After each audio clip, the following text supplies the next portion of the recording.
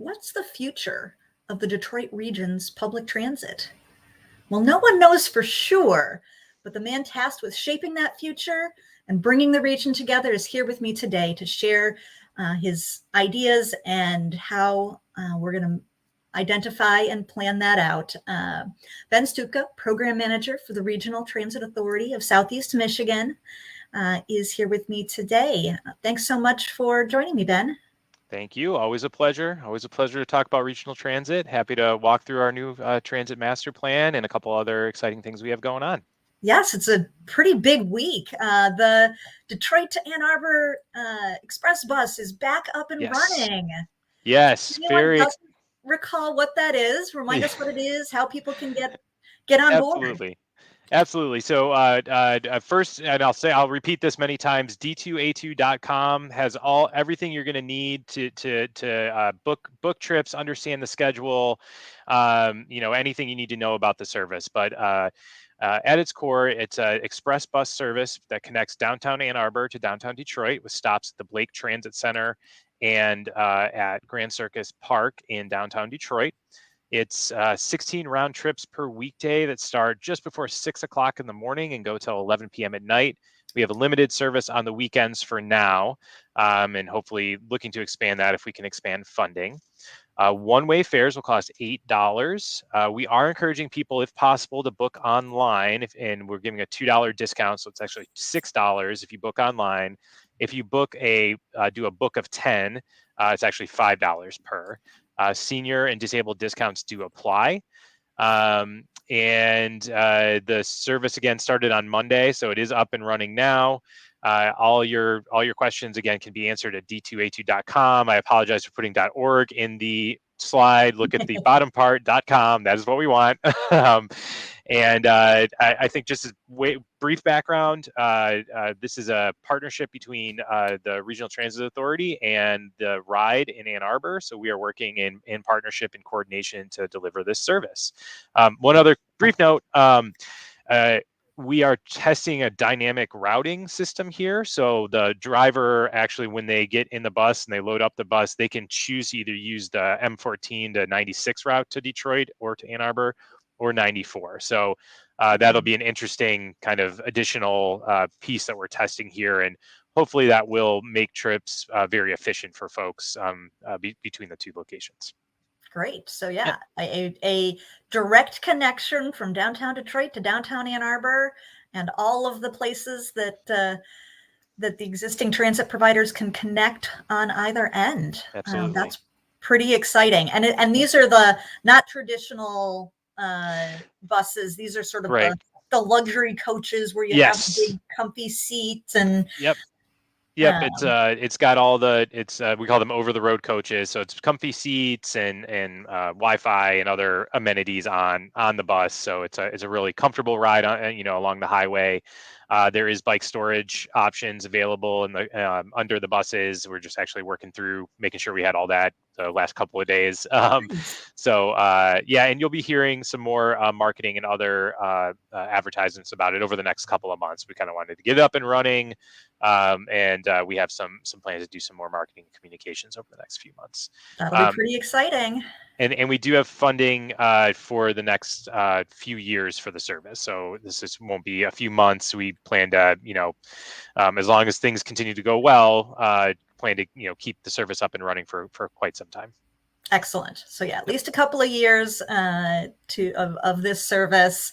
And then obviously need to figure out a permanent path, but that's really exciting. And speaking of figuring out that permanent path, you also have a new draft master plan, not explicitly a map of what routes will be built with what frequencies where, but more of what are the strategies, what are the steps can be taken in this region to improve transit.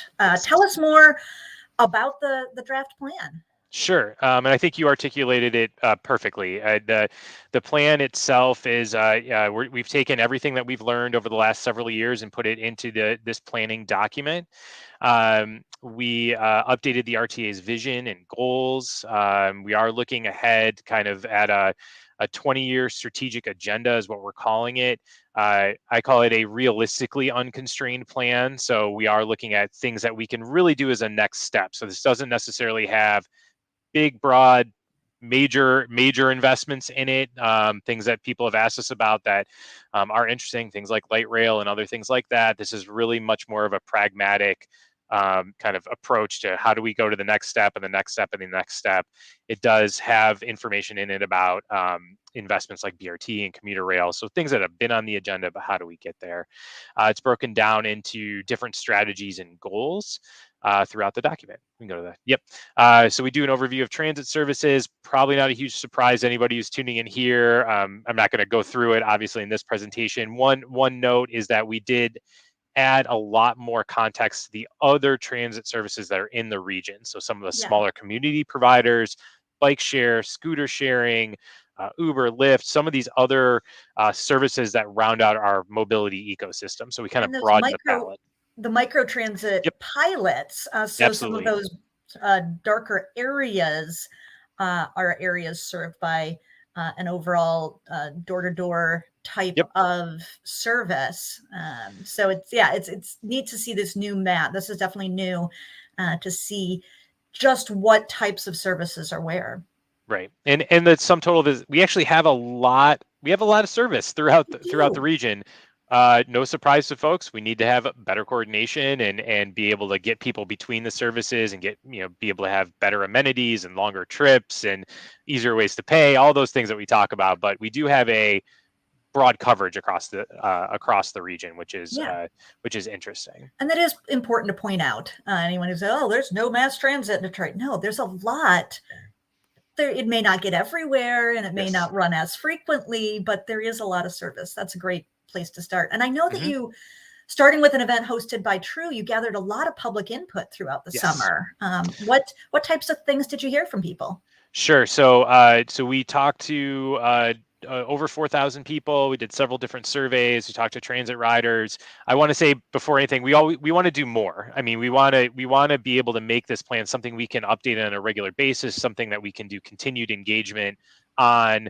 We tried a couple different things with this engagement in terms of talking about trade-offs, giving people some budget exercises.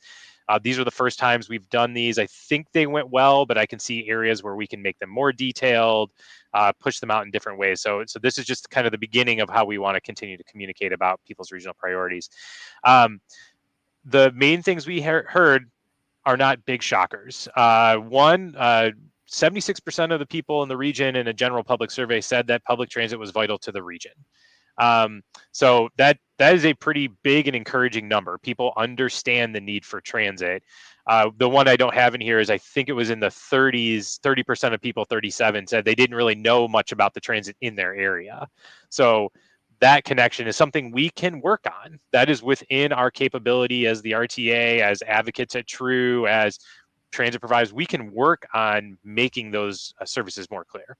The other big ones, no giant surprise. More frequency, later evening service, definitely the desire to have some kind of flagship project, capital project, a BRT, a commuter rail, something people can see and touch and feel that adds broad improvements to corridors, improvements to ADA services. We heard a lot more this time about bus stop, shelters, amenities, also access to stops. There is definitely, we always hear downtown Detroit, downtown Ann Arbor, and the airport, like always. That's number one locations. It makes sense, and that has not changed from what we've heard before. I'd say the other big trend, and I think this is COVID related, is we used to get a lot of feedback about people wanting transit to replace their commute trips. So commuter express bus transit on highways, things like that. We didn't hear as much about that this time. We're hearing much more about expanding the existing system, late night services, corridor projects, local partnerships, things like the Smart Flex service or the Flex Ride AAA is running. So I think that's a result of people's maturing understanding of how transit can operate in this region, but also a response in a kind of a COVID environment. So we developed the plan into 5 goals. So expanding the system, enhancing the system, doing it through innovative and adaptable solutions, working towards financing the system and finding that long-term dedicated revenue, and doing it through partnerships, not only with our providers, but with the advocacy community and other stakeholders in the transportation space, so workforce agencies, affordable housing agencies, etc. That's a pretty good sort of, if someone wants the really tight snapshot of what do we need to do to improve transit, I think that lays it out. We need to expand it to more places. We need to enhance it to work better. We need to work together, and we need to fund it. And those are the key pieces. But then you really pulled those into concrete strategies. What are a few of Yes. the priority strategies you see are most essential? Sure. So the strategies, we have about 22 strategies that are organized under those different goals. So people can go to your website if they want to can download the whole plan and read check it. it all out. I'm not going to go through. We won't go all through them today, but No. just wanted to let you know they all have goals and actions in them as well. Yeah. Again, some of them are not huge surprises. Really looking at where can we expand the system? Where does it make sense strategically to expand the system? So we have, as opposed to us drawing this exact route or that exact route, where are there areas that we can expand to that have the appropriate markets to have fixed route transit as opposed to a flexible transit solution? I say that's another big thing we did in this plan is we identified different transit markets and really looked at, some of the more rural and low density areas in the region still have transit needs. It's just not the same as a city bus operating in their area. It's a different type of service, but still has a need. So this is obviously a big one, and we identified some key opportunity areas here. Go to the next one. I think it's the frequent transit network. Again, no big surprise, but really looking at where there are areas that we can get up to 15-minute service. Some of these even getting up to what I would consider kind of a standard municipal or city service, like 30 minutes, 18 hours a day, particularly some of those crosstown and the suburban communities where we see tons of travel, local travel between Oakland and Macomb County, for example. And Right that now, frequency, go ahead. that frequency can make such a difference. If Yes. you know that you show up at the stop in the next 10, maybe 15 minutes, the bus will be there, the transit Yes. will be there to get you where you need to go. You don't have to schedule your life around the transit nearly as much. That frequency can make such a difference in making it truly convenient for people. Absolutely. And it's one of the, I would say, one of the challenges in describing transit improvements to folks, especially when you're using kind of this map process that we have before. It's really hard to show on a map frequency improvements, which can be expensive investments. Doubling service on very, very large corridors is not inexpensive. It actually was a large part of the 2016 plan and some of the other planning, but it never was really clear what the benefit of that was to people, and how to express it visually was something we struggled a bit with, and we're trying to kind of break it down a little bit more now. Now people are very excited about the idea of true rapid transit. Yes.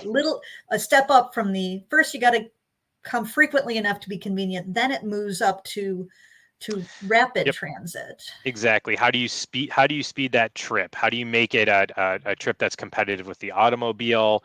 Some of that's done through very basic things. So the fast services we see on the corridors having limited stops, that's a very simple way to do it, and has been very effective in the fast service. We saw massive ridership improvements on those corridors. But what can you do in terms of how do you kind of combine limited stops, express stops, better stop amenities, dedicated lanes where you need them, transit signal priority? How do you actually prioritize the bus on these corridors through bus rapid transit style improvements? So we identified series of key corridors. Some of these are similar ones that we looked at before. Some are new, that are really kind of the areas where we could see making these investments. So certainly Gratiot and Woodward, Michigan, but also looking at ones like Van Dyke and Fort, Grand River, some of the crosstown services, 12 mile, 8 mile. These are key areas where we can make strategic investments. And what we really want to do is be able to identify, prioritize these, and be able to work on advancing them through some of the grant processes that we need to go through. So if we want to secure federal funding, for these, we have to get environmental clearances and do basic designs and Got to go through all of the got to go through all the steps.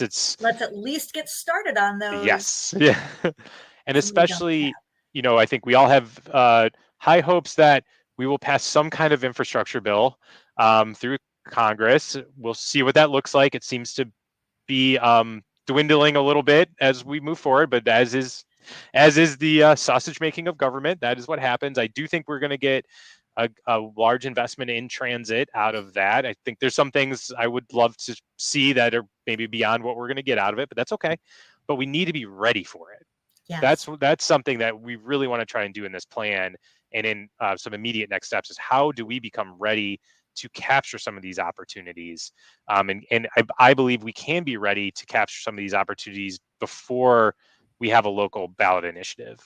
Maybe it won't be at the scale that we want, but I think we can move forward if we work together and identify one or two priorities. And I do think that, well, that's one of the things I like about this plan. It's not sort of an all or nothing. Either we double our funding or there's nothing happening. You really looked at what are short-term things that that the RTA and the existing providers can do now with existing funding, maybe more partnerships and such, but then midterm things. So we do have some federal funding now. There may be more opportunities. Let's be ready to seize on those. And then the longer term things that, yes, it will require new funding. We don't have a clear plan as to exactly when and how we're going to get that funding, but we can start with the immediate and the midterm as we build together towards that long term. Is that a fair way to put it? That is absolutely fair way to put it. That's the core of this plan. And I want to emphasize for people that, we still end this plan by saying we need local funding. We need to put more funding into the system, but let's not wait for that to happen. Let's see what we can do in the interim, and let's make sure the things that we're doing in the interim as we're building towards that are, one, positive steps towards an eventual ballot initiative, and two, probably more importantly, positive steps within a strategic framework to move regional transit forward, as opposed to one-off pilots here and there, or things that we can kind of do opportunistically. How do we move forward, but eventually position ourselves to be able to secure more local funding? Yeah, as we've said it true thousands of times, funding, we spend just about the least of any major metropolitan area. Yep. And I think you've got a chart. I was going to say, we have everyone's favorite chart updated, but had not much of a change in the plan, but it shows we are the lowest funded of just about any major metropolitan region. Yeah. And it gets pretty steep.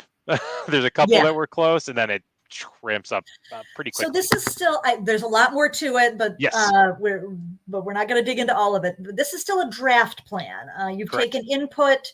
You've looked at the past plans from years and decades past. You've taken a lot of public input. So you have this draft. What's next? What are the steps forward from here? Sure. So immediate steps forward are getting comments on the draft, by October 28th. Then we'll be bringing it to our board. So we're actually presenting it at our board. So on Thursday, I'll be going through so tomorrow we'll be going through a more detailed presentation at our RTA board meeting. You can find information on that at rtamichigan.org. 2:00 tomorrow. It'll be on video. So anyone wants to tune in can tune in. We'll be doing a presentation to our Citizens Advisory Committee next Monday, taking comments by the 28th, then going through kind of seeing what we need to update, going through the board process again with a hopeful adoption in November. And then from there, we're going to do a little agency strategic planning and figure out, okay, these are the priorities in the plan. This is how we want to set things up going forward, and really develop kind of what are our immediate next steps from an agency perspective and working with the providers. Luckily, the plan is set up in a way where it's pretty easy for me to grab those and just start building on our strategic priorities. So everyone should take a look at it, rtamichigan.org. Take a look at the plan. I really do compliment how you put it together. It's visually interesting and clearly lays out where are we now, and where do we want to go, and what are concrete steps that will get us there. And if people have feedback on how to make it even better, they can send those to you, info@rtamichigan.org, info@rtamichigan.org. Yep, info@rtamichigan.org, or if you go on the website, there's a form that you can fill out. It goes to the same email. Either way, we'll collect it. But if you go to the website, you can just type it right into a form on there, and it'll go through to our info@rtamichigan.org email. Sounds great. Yep. Sounds great. Well, thank you so much for all your work on this. Everyone should you. get out there and check out the D2A2 bus. I am definitely planning to take the kids over to Grandma's house without having to drive the whole way. There you go. Yeah. As well as check out the new draft master plan, share thoughts as to how to make it even better, and then stay tuned for more steps that RTA has taken to make our transit in this region better. Okay. Excellent. Well, thank you, Ben, for your time and efforts. And as always, a big thank you to True members. This work, all of the work that True does, from helping get the RTA created legislatively to input on this plan and fighting to build the support it'll need to grow and expand. All of that's made possible by True's members who contribute to our work. So if you aren't a member yet, please do donate to DetroitTransit.org.